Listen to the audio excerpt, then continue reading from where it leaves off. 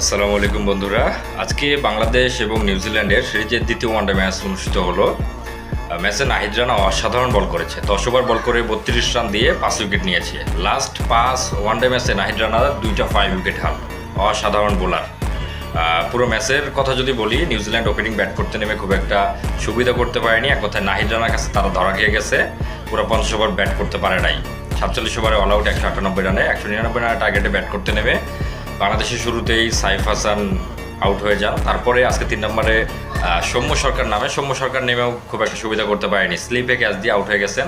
4 নম্বরে আজকে শান্ত নেমে খুব একটা ভালো শুরু করেনি, তারপরেও টিকে গেছিল।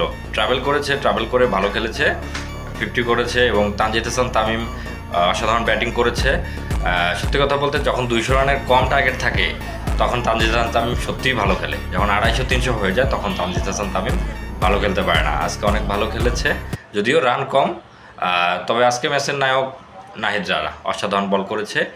বাংলাদেশে সাধারণত এরকম বোলার খুব কম আসে। মুস্তাফিজুরের পর নাহিদ রানা অনেক ভালো বোলার, তাকে ধরে রাখতে হবে, যত্ন করতে হবে, হারায় যেতে দেওয়া যাবে না। এখানে একজনের কথা বলতে ভুলে গেছি, শরীফুল ইসলাম অনেক ভালো বল করেছে। Good luck Bangladesh team, next match অবশ্যই জিততে হবে। Good luck.